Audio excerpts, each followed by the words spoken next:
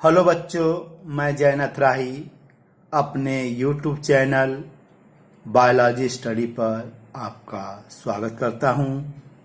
बच्चों, आज हम बहुविकल्पी प्रश्नों के अंतर्गत कक्षा 10 का विज्ञान पाठ 14वां है, जिसका नाम है ऊर्जा के स्रोत। इससे संबंधित बहुविकल्पी प्रश्नों करेंगे। ये बहुविकल्पी प्रश्न आपके बोर्ड परीक्षा में या प्रतियोगी परीक्षाओं में महत्वपूर्ण है, और ये देखते हैं बारी बारी से इन प्रश्नों को। तो सबसे पहला जो प्रश्न है, एक उत्तम ऊर्जा का स्रोत वह है जो निम्न गुण रखता हो। पहला है प्रति एकांक आयतन अधिक कार्य करे। दूसरा, सरलता से सुलभ हो सके। तीसरा, सस्ता भंडारण एवं परिवहन में आसानी हो। या चौथा है ये सभी। तो इस प्रश्न के लिए उत्तर है चौथा, ये सभी। किस ऊर्जा स्रोत ने औद्योगिक क्रांति को संभव बनाया था? तो चार ऑप्शन है, कोयला है, लकड़ी है, या कोयला लकड़ी दोनों है, या इनमें से कोई नहीं। तो कोयला ने औद्योगिक क्रांति में अपना महत्वपूर्ण योगदान दिया। तीसरा है, जीवाश्मी ऊर्जा का स्रोत कौन है? चार ऑप्शन यहाँ पे है, पवन ऊर्जा, सौर ऊर्जा, कोयला या पेट्रोल, या जल विद्युत। तो इसमें जो कोयला एवं पेट्रोल है, ये पेट्रोलियम पदार्थ हैं। यही क्या है? जीवाश्म ईंधन कहलाते हैं। अगला प्रश्न देखते हैं, जीवाश्मी ईंधन ऊर्जा का किस प्रकार का स्रोत है? यहाँ चार ऑप्शन है, अनवीकरणीय ऊर्जा स्रोत, नवीकरणीय ऊर्जा स्रोत, या दोनों, या इनमें से कोई नहीं। तो जीवाश्मी ईंधन क्या है? अनवीकरणीय ऊर्जा स्रोत है, अर्थात ये समाप्य ऊर्जा स्रोत है। मानवीय क्रियाकलापों से भविष्य में यह ऊर्जा समाप्त हो सकती है, इसका नवीकरणीय नहीं हो सकता, इसीलिए क्या है? अनवीकरणीय ऊर्जा स्रोत है। अगला, विज्ञान की वह शाखा जिसमें जीवाश्मों का अध्ययन किया जाता है क्या कहलाता है? चार ऑप्शन, इकोलॉजी, इथोलॉजी, बायोलॉजी, या पेलियोटोलॉजी। तो पेलियोटोलॉजी ही कहलाता है क्या आपका? विज्ञान की शाखा जिसके अंतर्गत जीवाश्मों का अध्ययन करते हैं।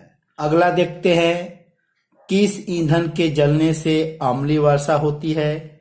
चार है, जीवाश्म ईंधन के जलने से, सौर ऊर्जा, लकड़ी, या इनमें से कोई नहीं। तो जीवाश्म ईंधन के जलने से क्या होता है? अम्लीय वर्षा होता है। अगला प्रश्न देखते हैं, निम्न में कौन सा उपकरण है जो यांत्रिक ऊर्जा को विद्युत ऊर्जा में रूपांतरित करता है? तो यहाँ चार ऑप्शन है, डायनेमो, हीटर, पंखा, या इनमें से कोई नहीं। तो डायनेमो है जो यांत्रिक ऊर्जा को विद्युत ऊर्जा में बदलता है। अगला क्वेश्चन, निम्नलिखित किस ईंधन का प्रयोग तापीय विद्युत संयंत्र में किया जाता है? चार ऑप्शन है, जल, यूरेनियम, जैव मात्रा, और जीवाश्म ईंधन कोयला। तो जीवाश्म ईंधन कोयला का उपयोग तापीय विद्युत संयंत्र में करते हैं। अगला देखते क्वेश्चन, जल विद्युत संयंत्र में किया जाता है क्या? चार ऑप्शन है, संचित जल की स्थितिज ऊर्जा को विद्युत ऊर्जा में बदला जाता है।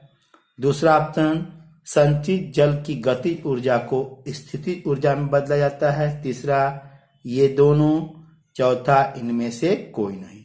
तो जो पहला ऑप्शन है वो सही है कि जल विद्युत संयंत्र में संचित जल की स्थितिज ऊर्जा को विद्युत ऊर्जा में बदला जाता है।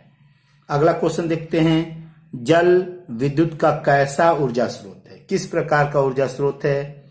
चार ऑप्शन है, अनवीकरणीय, नवीकरणीय, या दोनों, या इनमें से कोई नहीं। तो जल विद्युत का कैसा ऊर्जा स्रोत है? नवीकरणीय ऊर्जा स्रोत है। अगला देखते हैं, निम्नलिखित में से कौन जैव मात्रा ऊर्जा का उदाहरण नहीं है? 4 ऑप्शन है, लकड़ी, गोबर गैस, नाभिकीय ऊर्जा और कोयला। तो नाभिकीय ऊर्जा जैव मात्रा ऊर्जा का उदाहरण नहीं है। अगला क्वेश्चन, गोबर गैस संयंत्र से गोबर गैस जैव गैस जो एक उत्तम ईंधन है, क्योंकि इसमें 70% कौन सी गैस होती है? तो 4 ऑप्शन है, methane gas, carbon dioxide gas, oxygen gas या ये सभी। तो उसमें 75% जो होता है मेथेन गैस होती है, इसीलिए गोबर गैस को हम मेथेन गैस के भी नाम से जानते हैं। अब देखते हैं अगला प्रश्न, जैव मात्रा ऊर्जा का कैसा स्रोत है? नवीकरणीय है कि अनवीकरणीय है कि दोनों या इनमें से कोई नहीं? तो जैव मात्रा ऊर्जा का नवीकरणीय ऊर्जा स्रोत है। अगला, किस देश को पवनों का देश कहा जाता है? तो 4 option, Denmark, Bharat, Sweden, Africa. तो डेनमार्क को पवनों का देश कहा जाता है। भारत का विशालतम पवन ऊर्जा फार्म स्थापित किया गया है कहाँ पे? 4 ऑप्शन है, केरला, जम्मू कश्मीर, राजस्थान, तमिलनाडु, कन्याकुमारी के तमिलनाडु। तो ये चारों ऑप्शन में ये आपका क्या है? तमिलनाडु कन्याकुमारी में क्या है आपका? भारत का विशालतम पवन ऊर्जा फार्म स्थापित है। अगला देखते हैं, पवन विद्युत संयंत्र में टरबाइन की आवश्यक चाल को बनाए रखने के लिए पवन की चाल कम से कम कितनी होनी चाहिए? तो यहाँ 4 ऑप्शन है, 15 किलोमीटर प्रति घंटा की रफ्तार होनी चाहिए, 13 किलोमीटर प्रति घंटा, 12 किलोमीटर प्रति घंटा और 11 किलोमीटर प्रति घंटा। तो इसमें 15 किलोमीटर प्रति घंटा की कम से कम चाल होनी चाहिए पवन की। अगला प्रश्न कहते हैं, 1 मेगावाट के जनित्र के लिए पवन फार्म को लगभग कितना हेक्टेयर भूमि चाहिए? तो यहाँ पे क्या है? 4 ऑप्शन है, 1 हेक्टेयर, 3 हेक्टेयर, 2 हेक्टेयर और 4 हेक्टेयर। तो यहाँ जो ऑप्शन है दूसरा, 2 हेक्टेयर भूमि चाहिए। अगला, सौर सेल सौर ऊर्जा को किस ऊर्जा में रूपांतरित करता है? 4 ऑप्शन है, रासायनिक ऊर्जा, विद्युत ऊर्जा, दोनों या इनमें से कोई नहीं। तो सौर सेल जो है सौर ऊर्जा को किसमें बदलता है? विद्युत ऊर्जा में बदलता है। अगला प्रश्न देखते हैं, जब अधिक संख्या में सौर सेलों का संयोजन करते हैं तो यह व्यवस्था क्या कहलाती है? 4 ऑप्शन है, जनित्र, सौर पैनल, बैटरी या इनमें से कोई नहीं। तो सौर पैनल कहते हैं उसको। सौर सेल बनाने में किसका उपयोग होता है? सिलिकॉन है, कॉपर है, एल्युमिनियम है या इनमें से कोई नहीं? तो सौर सेल बनाने में सिलिकॉन का प्रयोग करते हैं। सौर पैनल बनाने के लिए किससे सौर सेलों को आपस में जोड़ा जाता है? तो चांदी है, लोहा है, कॉपर है, इनमें से कोई नहीं। चांदी से हम जोड़ते हैं सौर सेलों को सौर पैनल बनाने के लिए। अगला देखते हैं, एक प्रारूपी सौर सेल में कितनी वोल्टता एवं कितना वाट विद्युत उत्पन्न करता है? तो यहाँ 4 ऑप्शन है, 0.5 से लेकर 1 वोल्ट या 0.7 वाट। दूसरा ऑप्शन है 0.5 से लेकर 1 वोल्ट और 0.2 वाट। और तीसरा ऑप्शन 1 से लेकर 2 वोल्ट, 1 वाट या इनमें से कोई नहीं। तो इसमें पहला जो ऑप्शन है सही है। वोल्ट कितना होना चाहिए? 0 से लेकर 1 वोल्ट और विद्युत वाट कितना होना चाहिए? 0.7। अगला क्वेश्चन देखते हैं, गर्म जल प्राप्त करने के लिए किस दिन सौर जल उष्मक या तापक का उपयोग नहीं कर सकते हैं हम? धूप वाले दिन, गर्म दिन, बदली वाले दिन या इनमें से कोई नहीं। बादल छाया रहेगा उस समय हम लोग सौर जल तापक से पानी गर्म नहीं कर सकते। पृथ्वी पर ज्ञात ऊर्जा का अंतिम स्रोत कौन सा है? पहला है एग्जाम्पल जीवाश्म ईंधन, दूसरा सूर्य है, या दोनों, या इनमें से कोई नहीं। तो सूर्य ही क्या है? अंतिम स्रोत है। पृथ्वी के वायुमंडल की परिरेखा पर सूर्य की किरणों के लंबवत स्थिर खुले क्षेत्र के प्रति एकांक क्षेत्रफल पर प्रति सेकेंड पहुंचने वाली सौर ऊर्जा को क्या कहते हैं? 4 ऑप्शन है। गुरुत्वाकर्षणीय ऊर्जा, सौर स्थिरांक, दोनों, या इनमें से कोई नहीं। एग्जाम्पल दूसरा सही है, सौर स्थिरांक। अगला देखते हैं, मानव निर्मित उपग्रहों तथा अंतरिक्ष अन्वेषक युक्तियों जैसे मार्स ऑर्बिटरों में किस ऊर्जा स्रोत का उपयोग किया जाता है? एग्जाम्पल है सौर सेलों का, नाभिकीय ऊर्जा का, या पवन ऊर्जा का, या इनमें से कोई नहीं। तो एग्जाम्पल में सौर सेलों का ऑप्शन क्या है? सही है। अगला क्वेश्चन देखते हैं, महासागरीय तापीय ऊर्जा का क्या कारण है? तो 4 ऑप्शन है। महासागरों में विभिन्न स्तरों पर ताप में अंतर, यही आपका ऑप्शन क्या है? सही है। अगला देखते हैं, निम्नलिखित में से कौन सा ऊर्जा स्रोत अंततः सौर ऊर्जा से व्युत्पन्न नहीं होता है? तो एग्जाम्पल है भूतापीय ऊर्जा, पवन ऊर्जा, जीवाश्म ईंधन, या जैव मात्रा। तो पहला ऑप्शन सही है, भूतापीय ऊर्जा। अगला प्रश्न देखते हैं, नाभिकीय विखंडन के दौरान किसी भारी परमाणु जैसे यूरेनियम, प्लूटोनियम अथवा थोरियम को हल्के नाभिक में किसके द्वारा तोड़ा जाता है जिससे ऊर्जा प्राप्त होती है?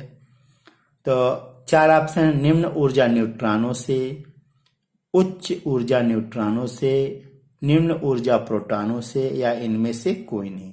तो पहला ऑप्शन सही है कि भारी नाभिक को हल्के नाभिक में निम्न ऊर्जा न्यूट्रॉनों से तोड़ा जाता है, तब आपको नाभिकीय ऊर्जा प्राप्त होती है। अगला, विख्यात समीकरण E बराबर mc² किस वैज्ञानिक ने प्रस्तुत किया था? 4 ऑप्शन है, Robert brown, Albert Einstein, Newton, या इनमें से कोई नहीं। तो यह जो E बराबर mc² का जो कॉन्सेप्ट था, समीकरण था, वो किसने दिया था? अल्बर्ट आइंस्टीन ने दिया था। अगला देखते हैं, नाभिकीय विज्ञान में ऊर्जा को प्रायः किस मात्रक में व्यक्त करते हैं? 4 ऑप्शन है, इलेक्ट्रॉन वोल्ट, जूल, या इनमें से कोई नहीं। तो पहला ऑप्शन सही है, इलेक्ट्रॉन वोल्ट। अगला प्रश्न, नाभिकीय ऊर्जा के उपयोग में मुख्य किस समस्या का सामना करना पड़ता है? 4 ऑप्शन है, ऊर्जा प्राप्त करने में, नाभिक के विखंडन में, तीसरा है उपयोग के बाद ईंधन का सुरक्षित निपटारा में, या इनमें से कोई नहीं। तो ये तीसरा ऑप्शन सही है, उपयोग के बाद ईंधन का सुरक्षित निपटारा में। अगला देखते हैं, तारापुर जो महाराष्ट्र में स्थित है, कल्लपक्कम जो आपके तमिलनाडु में स्थित है, नरौरा जो उत्तर प्रदेश में स्थित है, कैंगा जो कर्नाटक में स्थित है, इसी तरह काकरापारा गुजरात में स्थित है, राणा प्रताप सागर राजस्थान में स्थित है। ये जो स्थल है क्यों प्रसिद्ध है? तो यहाँ 4 ऑप्शन है। ये क्या है? धार्मिक स्थल है, या पिकनिक स्पॉट्स हैं, या नाभिकीय विद्युत संयंत्र है, या जल विद्युत संयंत्र है। ये क्या है, क्यों प्रसिद्ध है? क्योंकि यहाँ पे नाभिकीय विद्युत संयंत्र स्थापित है, नाभिकीय ऊर्जा प्राप्त की जाती है। अब देखते हैं अगला क्वेश्चन, 2 हल्के नाभिक को जोड़कर जब एक भारी नाभिक का निर्माण होता है तो वह प्रक्रिया क्या कहलाती है? 4 ऑप्शन है, नाभिकीय विखंडन, नाभिकीय संलयन, या दोनों, या इनमें से कोई नहीं। तो यहाँ ऑप्शन दूसरा सही है, नाभिकीय संलयन। अगला है, सूर्य तथा अन्य तारों की विशाल ऊर्जा का स्रोत क्या है? तो यहाँ 4 ऑप्शन है, सौर ऊर्जा, नाभिकीय संलयन, नाभिकीय विखंडन, या उच्च ताप। तो यहाँ पे सूर्य और तारों का जो विशाल ऊर्जा का स्रोत क्या है, वो नाभिकीय संलयन है। अगला देखते हैं, परमाणु बम किस सिद्धांत पर कार्य करता है? 4 ऑप्शन है, नाभिकीय विखंडन, नाभिकीय संलयन, या दोनों, या इनमें से कोई नहीं। तो परमाणु बम नाभिकीय विखंडन पे क्या करता है? कार्य करता है।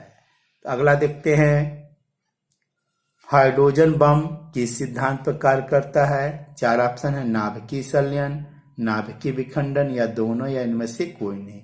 तो हाइड्रोजन बम नाभिकीय संलयन पे कार्य करता है। अगला देखते हैं प्रश्न, नाभिकीय बम को अति विस्फोटित करते हैं तो इस पदार्थ का ताप कुछ ही सेकेंड में कितना हो जाता है? 4 ऑप्शन है, 10⁻⁷ केल्विन, या 10⁻⁶ केल्विन, या 10⁸ या 10⁻⁹। तो पहला ऑप्शन सही है, क्या है? 10⁸ के। इस तरह बच्चों हमने क्या देखा, जो पाठ था क्या, ऊर्जा के स्रोत, उससे संबंधित बहुविकल्पी प्रश्नों को देखा। ये जो प्रश्न है हम एनसीईआरटी के बुक से बनाते हैं। तो आशा करता हूँ वीडियो अच्छा लगे तो लाइक, सब्सक्राइब एवं शेयर करिएगा। नमस्कार, धन्यवाद।